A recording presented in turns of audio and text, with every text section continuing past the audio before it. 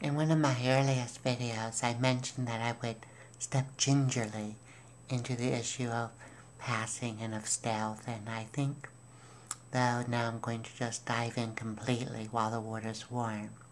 And I want you to imagine that you're moving to another country. I want you to imagine that in this other country, there's a lot of bias and discrimination, a lot of violence and prejudice against immigrants. That's difficult to even have relationships, find a job, that to rent. That in many ways you're really treated as a social pariah or a second-class citizen. And to make matters even worse, even though you're fluent in the language, you know that you have an accent, and the minute you speak, people will sense that you're foreign born, and also you're physically very different.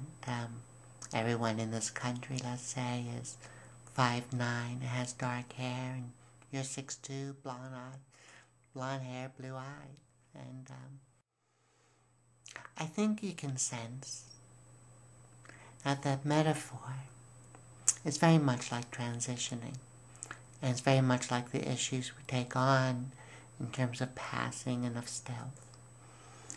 And what I want you to do, just mentally, is to ask yourself, given that situation, to what extent would you go to pass yourself off as native born?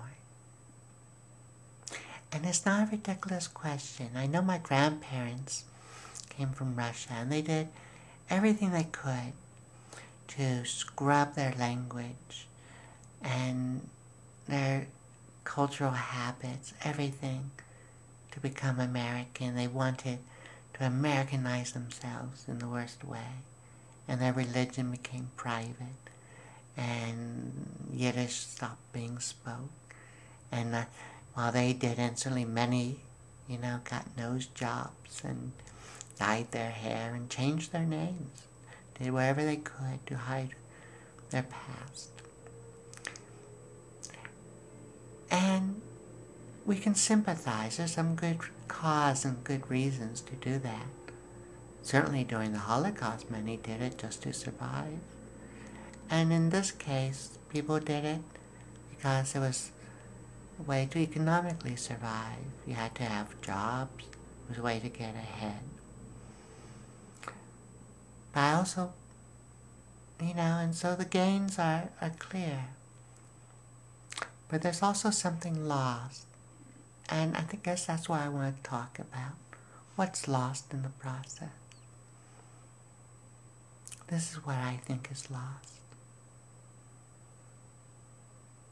We are, I believe, an amazing people. We're an incredible people. There are so few who will ever experience what we have experienced. And I'm proud of it. I'm proud of us.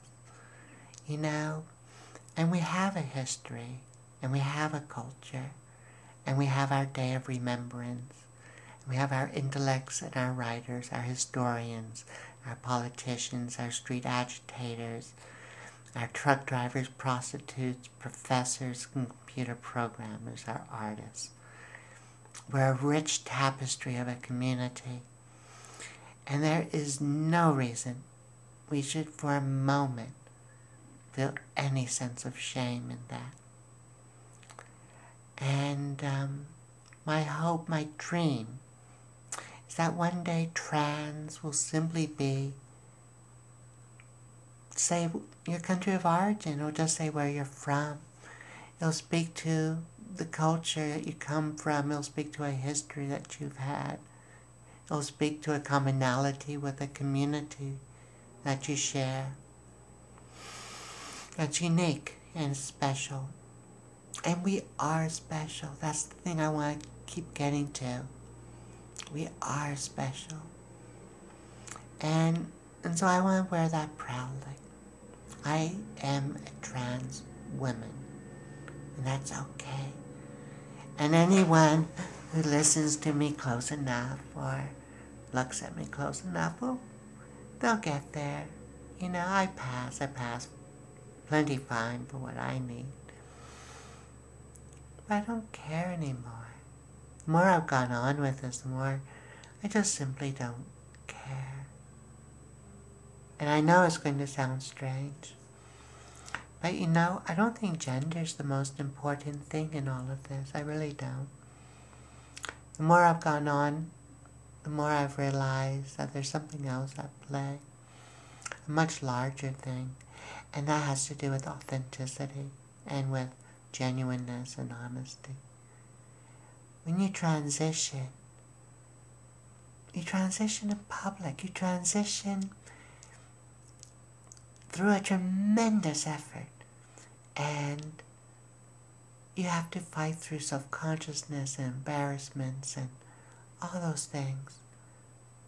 And to do it for anything less than absolute genuineness of who you are, I don't know. If you're gonna do it the whole bit. Be who you are. And I don't go past judgment. You are. We each, I want to believe, take on those choices that we feel most genuine about, that make us feel the most real and the most honest and true. That's all one can ask. That's all one can ask.